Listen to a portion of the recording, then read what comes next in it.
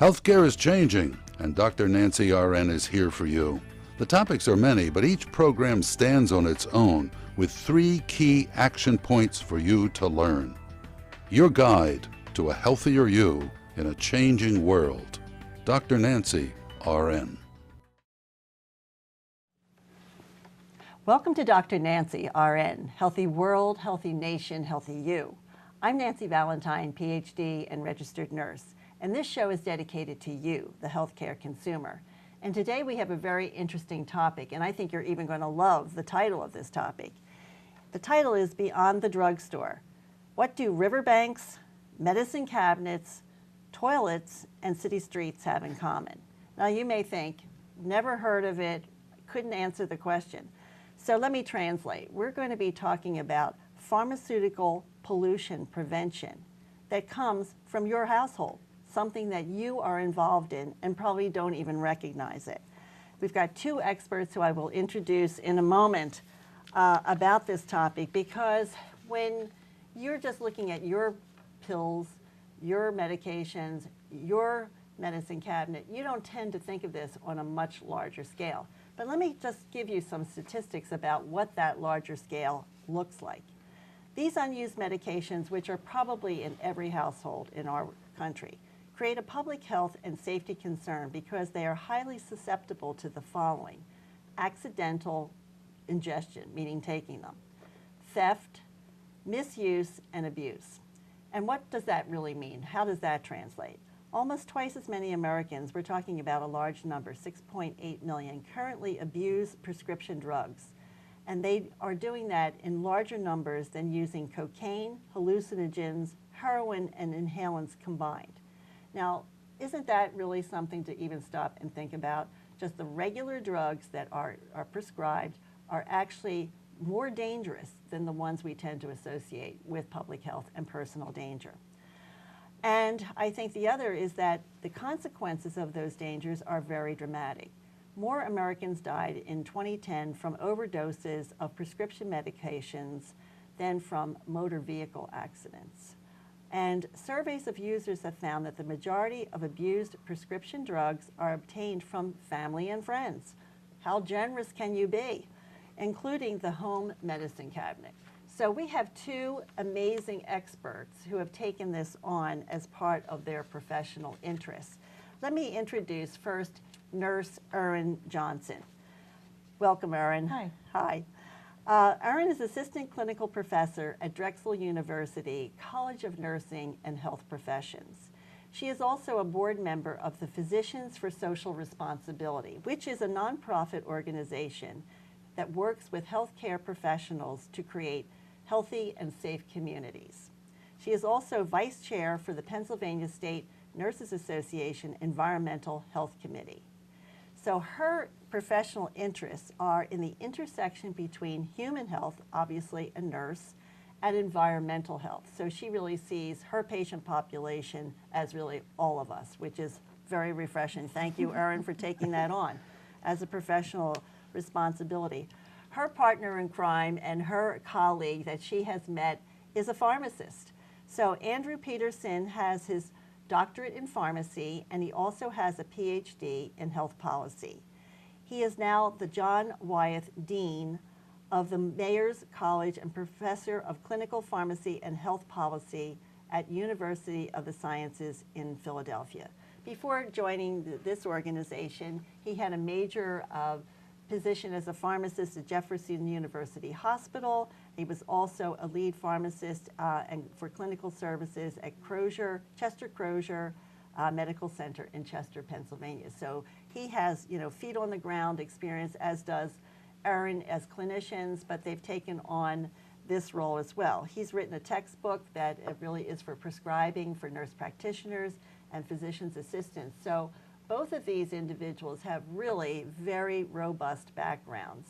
And I think before we get into our 3 key points that we're going to be covering in this show, and that is, why does it matter? What are the health and environmental consequences? I gave you a few of the statistics, but there's actually more. The second is consumer drug diversion. How is it and how easy is it for people to use their own drugs and give them to other people, and other people are taking drugs that really were not prescribed for them. And what are the consequences of that? But really, the most compelling part of this program is what can you do? This is not just information, it's really about action. Things that you can do that will really make a difference so that you're going to be an environmentalist by the end of this show. And I think it's really worth listening because who doesn't want to be an environmentalist? So thank you again. Thank you, Andrew. Thank you very much, Erin. So as we get going, I'm just sort of curious. I mean, very successful pharmacist, obviously successful nurse. How did you get involved in this? Wow. Erin? Sure.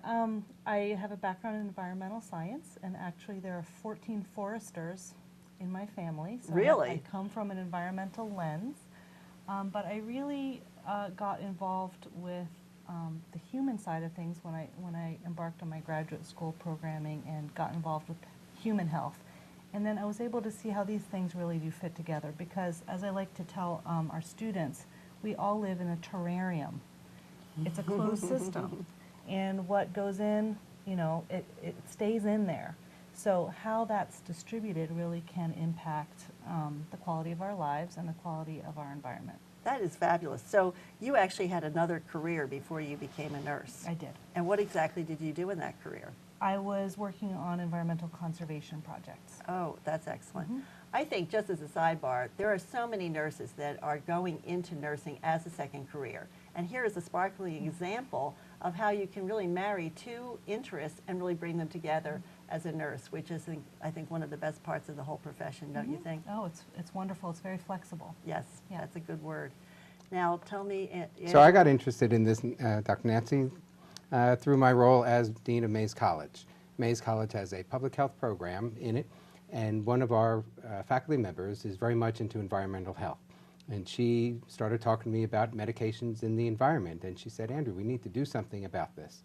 So I partnered with her and a few other people to work on a committee where I met Erin, the Philadelphia Partnership for the Prevention of Pharmaceutical Pollution, P5, and I learned a lot more about how medications are getting in the environment, the impact of them on the environment. Then I realized that we don't do enough education for consumers or healthcare professionals on how do you dispose of medications properly. There's some legislation out there recently that's allowing for that to happen, and that's where the policy piece comes in for me, and that's what some of my interest is in this. But I'm also interested as a consumer. I've got medications, I've got kids at my house, and I want to make sure that those kids are not diverting or taking the medication, or their friends when they're coming over are not taking the medication. So how do I get rid of it out of my house properly and safely so it doesn't affect others or the environment? Right. Well, that's really terrific, but as a dean of a professional school, that's a big job. That is a very big job. And I'm sure that many other professors came to you with their interests and they wanted you to help them in different ways. What was it about this environmental that caught your attention? Well, one of the things that struck me, and I just told Erin about this the other day, years ago, my mother-in-law had been living with us, and she had been on hospice, and there was a lot of accumulation of medication, particularly those narcotic ones, to help relieve her pain in her time. And at the end, after she passed away, we had a bunch of medications. What do we do with them? The Nursing Association wasn't allowed to take them back. We didn't want to flush them down the toilet, so we had to figure out how to do something with them. So we wound up disposing of them properly. But that kind of struck me then, saying, we really don't know what to do with them. There's nothing. And you're a pharmacist. And I'm a pharmacist, that's right. There's a lot of rules out there that don't allow for pharmacies to take medications back because they may be contaminated or anything. So there are some situations where you can take them back, Right. but not very many. We'll Right. talk a little bit about those later on today. That'll be very good, and they will be the tips that you're going to take away from this show that you can use yourself. But I think that's a wonderful example of something practical. It's something that happened in your own life, and then you put that together with your professional interests. So I think both of you have really come to this from different venues, but it's really good to see the partnership of how you can work, together on this. It's very good. So why does it matter? Tell our viewers why we should really be listening up to this. So just like with other kinds of pollution, we all probably know about air pollution and water pollution. We've all heard the 3 R's, reduce, recycle, and Reuse. And reuse, thank you. So we've all heard of those things our whole lives. And this is just another type of pollution that we can individually have an impact on, which also are involved with bigger systems. So those systems have to be working to protect us. To what degree they are, we can talk about, but there's some wiggle room. We need to do a little bit more work on the system side, but we can also individually contribute. That's excellent. And why do you think it matters, So Andrew? I'll tell you, sometime mid-2000, Philadelphia had taken some water samples, and they found about 47 different medications in the water. Nicotine and the derivatives of nicotine, caffeine, some antibiotics, and some others. And people got a little excited and concerned. Wow, what's in my drinking water? And am I going to, die from that, or am I going to have a reaction to those kinds of things? The fact of the matter is, they're in such a small quantity that's detectable by very sophisticated equipment, but nothing's really harming people at the moment. So we have to be careful about that. But it's in there, and it's out there, and we can help contribute to reduce the amount that's getting in the system. Most of it comes in the system from your own urination and from animal waste. From all of the feeds that we give those animals and the antibiotics and things like that, it gets into the groundwater and seeps into our water. And when we urinate and flush it down the toilet, it gets into the water that way. But that's something we can't control. But what we can control is our unused medications that are laying around in our medicine Right. cabinets. But I think the average person would say, okay, so these things get into the water, but don't they get filtered out at the water filtration plant? Good question. Good question. The Philadelphia Water Department and other water departments do a good job in monitoring that, but there are so many different drugs that are out there that they can't pick them all out. Okay. In fact, they don't have the systems to be able to do that. But they do monitor, make sure that they are not in any significant quantities. And I'll give you an example of a quantity. Good. Take a sugar cube and put it into an Olympic-sized swimming pool. That or less is the amount of drugs that are in a water system. That would be parts per trillion. Okay. So it's a very small amount that's in there. So they're detecting, they can detect it, and they monitor it, but it's no cause for human concern at the moment. So water that you're drinking is safe. Okay. So that's really important. I think it's safe, but it's still polluted, and that's really what you're really trying That's to get right. at. I That's mean, right. even though the amount might be extremely small, I guess the question is, how small is small? Should we even accept that? And the other thing I'd like to add to that is that we don't really know the impacts on some of our animal and Yeah. plant friends out there. Yep. So part of the what makes our ecosystems work is that all of these animals and plants are basically working together behind the scenes in these food webs and complex interactions. And we're not exactly sure what these minute levels might have impacts. Those minute levels might have on some of those plants and animals in the environment, especially aquatic environments, where fish or amphibians have more permeable skin. Right. And they're in the water all the time. That's right. Right. So that's part of the concern as well, is just kind of what are the secondary, tertiary impacts on those living systems. Right.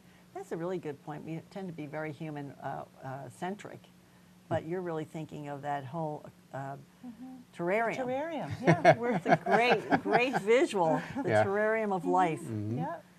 So the other thing is we are ingesting some of those products as well, fish or wildlife, Right. game, whatever, and plants. So we don't really know. We're getting it from very not just limited sources of water, but really from a whole variety of possibilities. We keep recycling the drugs is really the bottom line. Because we're in a terrarium, right? It really is all connected, and it doesn't go away unless we, the best thing is how we distribute and how we manage what we have in terms of pollutants and where we put them. Okay. Let me give you one specific example that has been reduced over a number of years, and that's mercury. Mercury has been taken out of all of our thermometers and all of those other products because it has been in our system. Right. But yet there are some fish and animals which have a higher concentration of mercury within their bodies. Right. And we recommend that women who are pregnant not to eat canned tuna or something because of the higher levels of mercury that may be in them. So we know that that may be a known cause, and we prevent that. Right. So that as an example, we've got a bunch of other drugs that we need to begin to reduce the amount that's getting into the environment so we don't have to get to that situation. Right. And we also don't know how these drugs might work together. It's not just a little bit of this and a little bit of that, but they may actually accumulate and have and an impact on you in a way that you would not be aware of because they are working together. So we've established that it really is a messy environment out there, and that we really have to, work hard together to really sort of figure this out. But in our overview, there really are some very specific human elements to this in terms of how these drugs get into the hands of others. Can you tell us about that? How does that work? So many of us have medications in our medicine cabinets, and they're sitting there, and I don't know about you, but I know some people who have said, I'm not going to finish all of those antibiotics because what if I get sick again? So they're having them sitting on the shelf, and that is sitting there for a while, and it may get expired, and say, oh, I'm not going to use that anymore, it's expired. And people will say, what do I do with it? And tendency would be to flush it down the toilet. Please don't flush it down the toilet. Other ones would be pain medications. People who go get their tooth extracted, get a vial of Percocet, 30 of them, and they have enough just in case, and a little bit more just in case, and that's sitting in the cabinet as well. Well, Percocet is a drug that people like to take, a drug of abuse, so one of the ones that were mentioned, and I'd like to keep that out of the system. If you don't need 30 of them, we've talked about this, maybe you only have 10, and maybe the prescriber would only prescribe to you 10, and if you're still in pain, to get another 10. Don't have so much just in case. I think that's a really good point because a lot of people that are watching our program are healthcare professionals, physicians, nurse practitioners who do have prescribing authority. That's a really good tip, really, is to give less. Less is more. So that really it helps to manage the pain, appropriately, but doesn't really saddle the person with this, what am I going to do with the leftovers problem? Right. And it really reduces the cost to the consumer. That's right. Or to the insurance companies. I mean, we're all consumers at the end of the day. Somebody's paying for these drugs. So, I mean, we haven't even gotten into that aspect, and that is how many billions of dollars are really getting disposed of or not getting disposed of properly. That's a whole other health policy issue. So in terms of how, let's go back to our title. We said that there's an intersection between the environment, there's an intersection between the streets, toilets, riverbanks. How do people get their hands on this inappropriately? This part about consumer drug diversion. So back to the fact that there are extra drugs or whatever in the medicine cabinet. Is that where people find them, or do they find them in other ways? Well, the medicine cabinet is definitely a primary means by which drugs get passed around. Either the kids are curious, little kids, older kids are curious, that might happen, or if there's a need in the family that has been unmet by health care, there are many uninsured still, and hopefully that's changing with the Affordable Care Act, but if there are needs that have gone unmet, then medications might be passed around to try and fill that need. So that, that's definitely taking place. Right. So people could think they were doing the right thing by sharing their drugs, course. right, And and people are trying trying to to help help. each Yeah. other. But at the end of the day, it may be more harmful than helpful. Right. If you don't have a prescription, then it's really not, to see a provider is definitely very important before you take a drug. How about in certain inner cities with people that are on the streets maybe going through trash to look for some of these drugs? Is that an issue? That's a very good point, Dr. Nancy, because they are, and one of the mechanisms for proper disposal will help deter people from getting them from the trash. And I'll show you in a little bit some of those disposal mechanisms to be able to do that. But also when you're putting in the trash, it's not just the humans. It's the animals that are out there, the Right. squirrels or the chipmunks who may be kind of rooting through your trash. You don't want them to getting access to your drugs either and walking around stoned because of their eating the Right. Percocet. That's that is a really good point. I hadn't thought about that, but I'm just flashing to that YouTube of the bear that went up to one of those huge trash dumpsters and just like walked away with it as if he had been doing it like every day of his life, flipping the thing over Yep. until they finally had to like chain it down. So that could be filled with things that are other than the food that is what the bear is seeking. So again, we have to really be so mindful about what we do. So maybe really this is the time to show us what can we do differently. How Sure. should we dispose of them? We'll talk a little bit about PSR, but wanted to show you a flyer that PSR has put out. You want to Sure. So PSR, as we said, was a local nonprofit here in Philadelphia. There's a chapter here, but it's also a national organization. And through research, they have developed this flyer, which shows the steps that you can take to get rid of your medication that is in your medicine cabinet. And PSR did, like I said, did a lot of research actually to kind of get these steps down, which are very simple steps, but they are according to the Environmental Protection Agency's guidelines. So The FDA also supports these guidelines, the Food and Drug Administration. And the first thing is you're going to dispose of your medications in a couple of ways. Well, one way is if you're in your house, you have a bottle of medication, you would take it and you would empty that out and you would pour it into a bag of either kitty litter, like this, or a bag, fill it with coffee grounds. And the reason for the kitty litter or the coffee grounds is so that the animals or others wouldn't want to get at the medication that's in there. So it kind of is a deterrent. So you take the medication and you would pour it in. Come on. There it is. There's a couple in there. Pour it in there, and you can take that, seal it up, and you can dispose of it. But before you dispose of the bottle, you should cross out your name and any other identifying information. You can recycle these bottles and put this bag into the trash. If you have liquids, such as this, you can also take this and pour it into the kitty litter. The kitty litter will absorb it a little bit, give it a quick rinse out, pour the rest of it in there, and you can then also recycle this bag to get this out of the system as well. Okay, now is this assumed that once this goes into the regular trash and it's sealed or whatever, put a rubber band around it, I mean, whatever you want to do, that that will not degrade and therefore it will not get into the soil? Good point. So this, all the trash is going to wind up going into the landfill, and landfill has a impermeable membrane around it. Okay. So it won't be leaking out from the landfill into the trash as well. So it's in a self-contained kind of area. There are some other mechanisms. This is the easiest and best way, the most convenient way for a person to get rid of their medication. But a couple of times a year, the Drug Enforcement Agency wants to get those medications out of the medicine cabinets. They want to stop that diversion of drugs for people taking it. So they host these things called Drug Take-Back Days. The next DEA Drug Take-Back Day. September 27th. Okay. Tell us about that. How's that work? Go ahead. So you take take all your medications that you've been building up. Hopefully there aren't too many, but you can take them to many locations around the country between 10 a.m. and 2 p.m. And there are narcotics officers there because of this diversion problem. That's a national problem. So they're there to monitor the process, and you just drop them off, and then those drugs get taken and incinerated.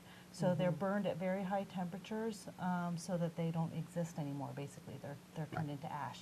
Interesting. And that way it doesn't leak into the groundwater. Now there is some air pollution that happens from that. So again, we go back to less prescribing. Right. Lower doses keeps less of it in the system, less of Right. the drugs in the system. I think that's a huge takeaway from this. And you don't even have to just wait for your doctor, your nurse, whoever is prescribing your medication. You can take the lead on this. You can just say, do I really need this many pills? Can I deal with less? Can I come back if I need more? That's an informed consumer.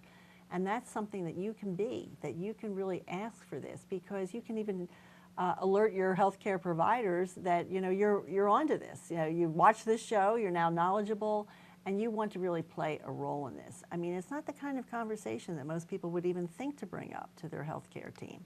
That's right. That's right, but it's important. And if you're in a position where you can do that, you don't have transportation issues, you can get easily back and forth to the doctor, those kinds of things, and you can really get that lower dose. That would be a really important step to take to help with this problem. Right. But tell us more about that drug diversion day where you can get rid of the medication. How would people even find out about it?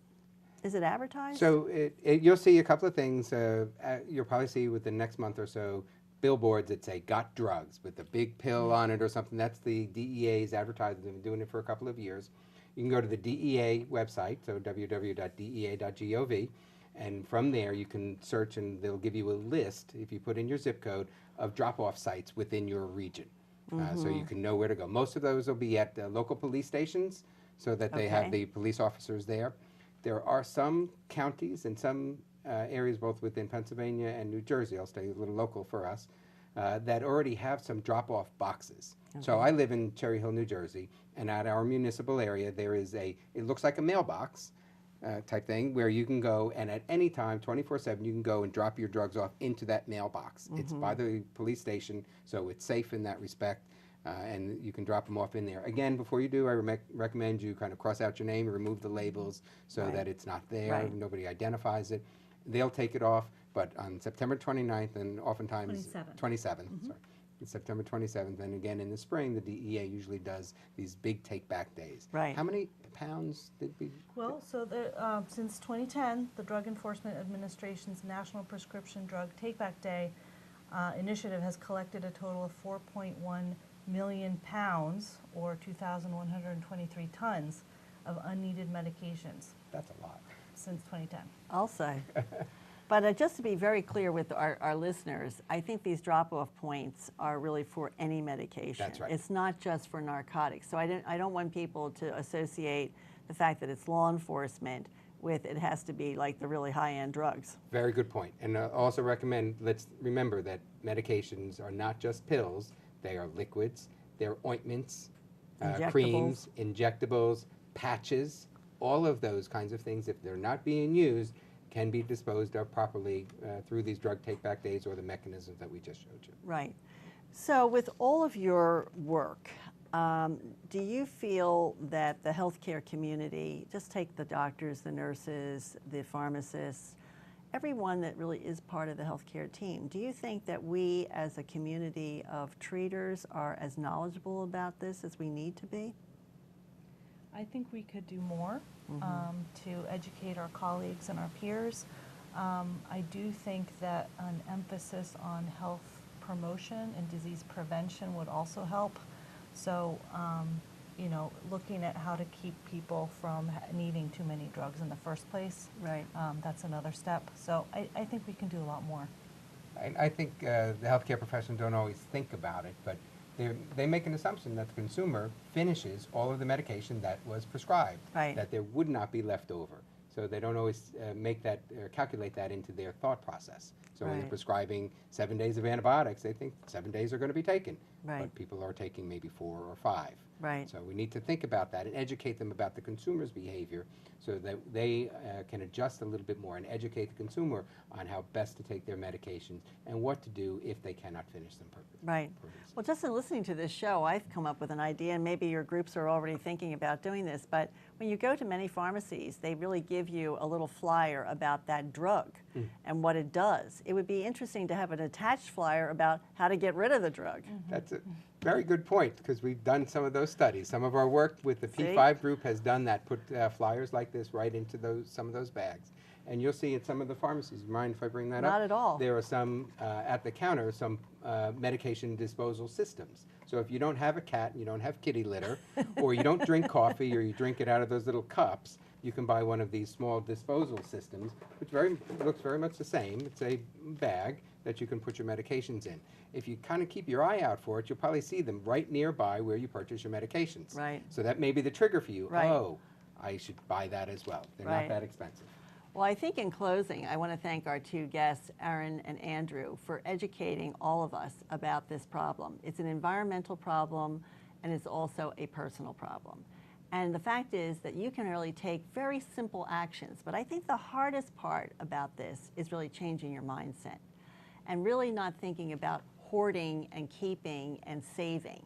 It's really about using, maximizing the medication that you've been given, and then realizing that disposing is a good thing. We've really shown you and taught you about how simple it can really be, but it's really, you have to be mindful. And you really have to practice this and really get used to the giving away part, because I think that everybody has that same mindset about keeping it and maybe needing it later. And I think it's going to take all of us really to think this through and to digest what we've learned today, which has been fantastic. I want to thank you both, and I want to hope that our healthcare consumers will take this on, as well as our healthcare providers. So thank you all for listening. I hope you learned something from the show, and I would just like to remind you, with health, all things are possible. Have a wonderful day. I hope you enjoyed our conversation today and that the information will help you in meeting your health goals. Catch this program and other conversations on the website, drnancyrn.com. Or you can write to me as well. I welcome your comments and feedback. Thank you for listening and join us again. And remember, with health, all things are possible.